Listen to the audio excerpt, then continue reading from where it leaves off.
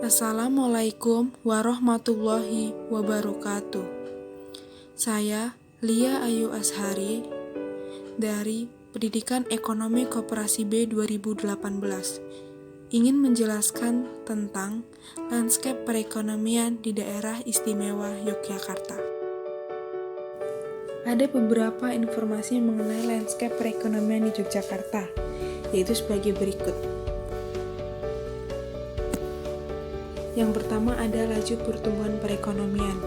Pada dasarnya, 5 tahun terakhir ini, pertumbuhan perekonomian di Yogyakarta mengalami kenaikan terus-menerus. Namun, sejak terjadi pandemi COVID-19, perekonomian DIY pada triwulan 1 2020 mengalami kontraksi atau penurunan. Dari sisi permintaan, penurunan kinerja perekonomian disebabkan oleh kontraksi yang cukup dalam terjadi pada kinerja investasi, terutama investasi bangunan. Dan dari sisi penawaran, beberapa lapangan usaha diperkirakan terkontraksi seperti lapangan usaha industri pengolahan, lapangan usaha perdagangan, lapangan usaha penyediaan akomodasi makan minum, dan lapangan real estate. Di sisi lain, lapangan usaha yang diperkirakan masih tumbuh yaitu lapangan usaha pertanian dan lapangan usaha informasi komunikasi. Yang kedua ada pendapatan. Pendapatan DIY menurun sekitar 330 miliar dan bisa lebih jika wabah tidak segera diatasi. Penurunan pendapatan daerah yang cukup besar tersebut menyebabkan beragam program dan kegiatan sudah direncanakan melalui Musrenbang, bahkan dianggarkan saat pembahasan APBD 2020 harus ditunda atau dibatalkan. Khususnya kegiatan yang tidak memiliki dampak langsung terhadap pemulihan ekonomi pasca pandemi COVID-19.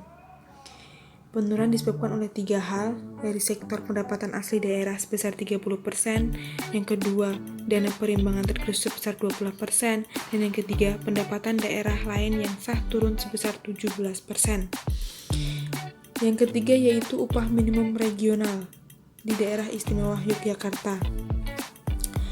Upah minimum regional provinsi DIY sebesar 8,51% atau mengalami kenaikan. Besaran UMP DIY pada 2020 yaitu sebesar Rp1.704.608.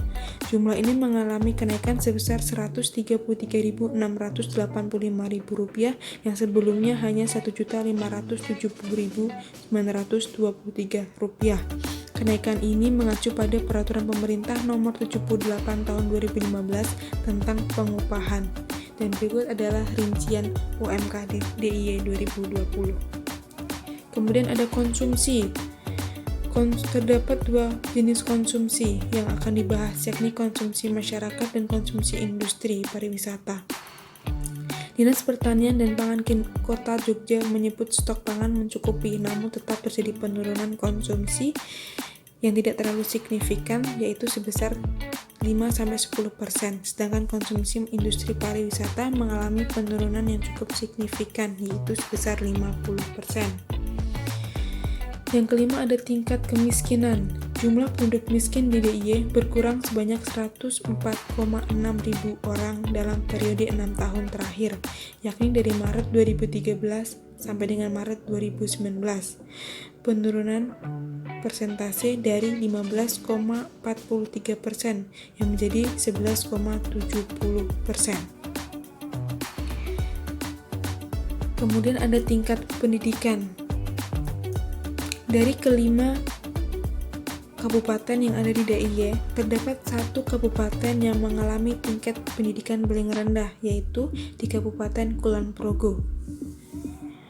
Berikut permasalahan yang terjadi di Kulon Progo.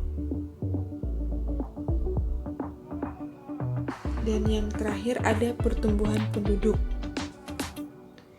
Penduduk DIY berdasarkan data BPS mencapai 3,8 juta jiwa pada 2018. Itulah landscape perekonomian di daerah istimewa Yogyakarta. Terima kasih. Wassalamualaikum warahmatullahi wabarakatuh.